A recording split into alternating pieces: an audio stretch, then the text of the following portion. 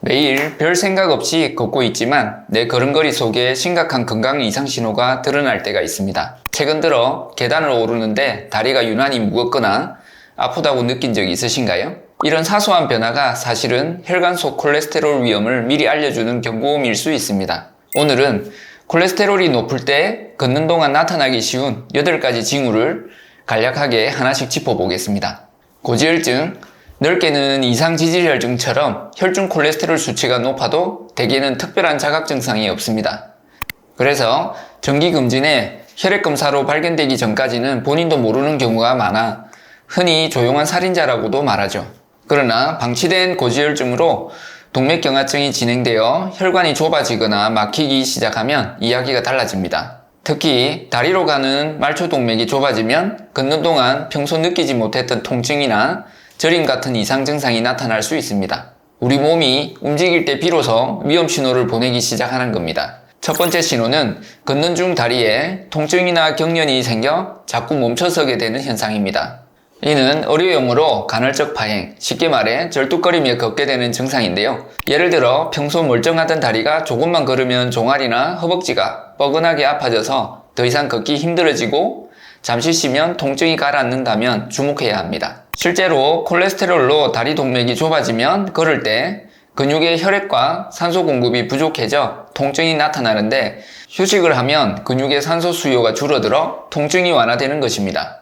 많은 분들이 단순한 근육통이나 피로로 여기고 넘기지만 걸을 때만 반복적으로 다리가 아프다면 위험 신호일 수 있습니다. 두 번째 신호는 걷기만 해도 다리에 힘이 쉽게 빠지고 금방 지치는 느낌입니다. 예전엔 걷더니 걷던 거리인데 요즘은 몇 분만 걸어도 다리가 묵직해지고 계단에서 허벅지에 힘이 툭 꺼지는 순간이 있다면 눈여겨보셔야 합니다.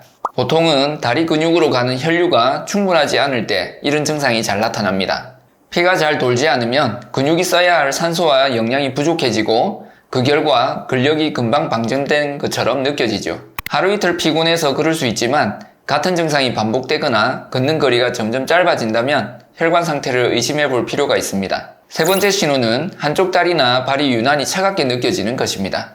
일반적으로 날씨가 추울 때도 아닌데 한쪽 발이나 종아리 부위만 남보다 차가운 느낌이 든다면 혈액순환 문제일 수 있습니다. 고콜레스테롤로 동맥이 좁아지면 피가 말단까지 충분히 돌지 않아서 체온 공급이 원활하지 않기 때문입니다. 특히 걷는 동안이나 운동 후에 한쪽 발이 유독 냉랭하다면 주의해야 합니다. 원래 내 발이 차가운 편이야 하고 넘길 수 있지만 양쪽 발의 온도가 확연히 다르거나 유달리 차갑다면 이는 다리로 가는 혈류장애의 신호일 수 있습니다. 네 번째 신호는 다리나 발의 저림이나 감각 이상입니다. 이 저림 현상 역시 혈액순환 부족으로 신경이 제 역할을 하지 못할 때 나타납니다. 다리 말초신경은 충분한 산소가 공급된 혈액이 계속 흘러줘야 제대로 작동하는데 콜레스테롤로 동맥이 좁아지면 신경세포도 산소 부족 상태가 됩니다. 그 결과 발끝이 마치 바늘로 콕콕 찌르는 듯한 찌릿함이나 계속 눌려 있었던 것처럼 둔하고 무감각한 감각 저하를 느낄 수 있습니다. 다섯 번째 신호는 다리나 발의 피부색 변화입니다.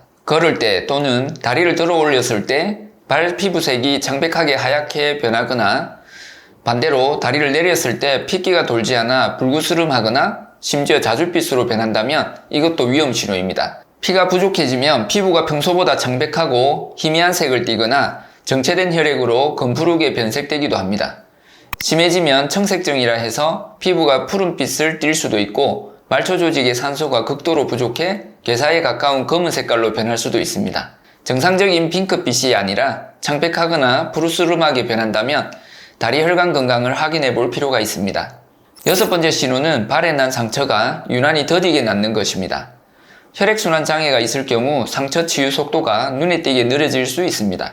왜냐하면 상처가 아물려면 상처 부위에 영양분과 산소, 면역세포들이 충분히 공급되어야 하는데 동맥이 좁아져 있으면 이러한 치유 자원이 제때 도달하지 못하기 때문입니다. 그 결과 조그마한 상처나 물집도 몇 주, 몇 달씩 아물지 않고 지지부진하게 덧날 수도 있습니다. 일곱 번째 신호는 다리 근육의 눈에 띄는 위축입니다. 혈액 공급이 오랫동안 부족하면 근육도 점차 양이 줄어들고 크기가 가늘어질 수 있습니다. 다리를 쓰면 근육이 붓는다고들 하는데 반대로 혈류장애로 근육을 제대로 못 쓰게 되면 종아리 둘레가 점점 줄어드는 현상이 나타날 수 있는 것이죠. 평소 운동량이나 체중 변화가 없는데도 다리둘레가 줄고 근력이 빠졌다면 반드시 원인을 확인해야 합니다. 8번째 신호는 밤중에 다리에 심한 쥐가 나는 것입니다. 앞서 걷는 동안의 다리 통증을 말씀드렸지만 상태가 더 나빠지면 휴식 중이거나 잘 때도 다리 통증이나 경련이 생길 수 있습니다. 특히 밤에 종아리나 발바닥에 쥐가 나서 잠에서 깨는 분들이 있는데 이것은 다리 동맥이 상당히 좁아져 있을 때 나타날 수 있는 증상입니다. 누워있을 때는 다리까지 혈액을 보내기가 더 어려워지기 때문에 혈액순환이 약한 분들은 잠잘 때 발 뒤꿈치나 발가락에 심한 경련을 느끼게 됩니다. 지금까지 말씀드린 변화들이 반복된다면 늦기 전에 확인하는 것이 안전합니다. 병원에서는 피검사로 지질 상태를 보고 혈압검사로 말초혈관 상태를 빠르게 살필 수 있습니다. 치료가 필요한 단계가 아니라면 식습관 조절과 금연, 규칙적인 걷기 같은 생활관리만으로도 위험을 꽤 낮출 수 있습니다. 이미 증상이 뚜렷하다면 약물치료나 추가검사가 도움이 됩니다. 결론적으로 콜레스테롤 문제는 조용히 진행되지만 걷는 순간만큼은 몸이 신호를 보냅니다.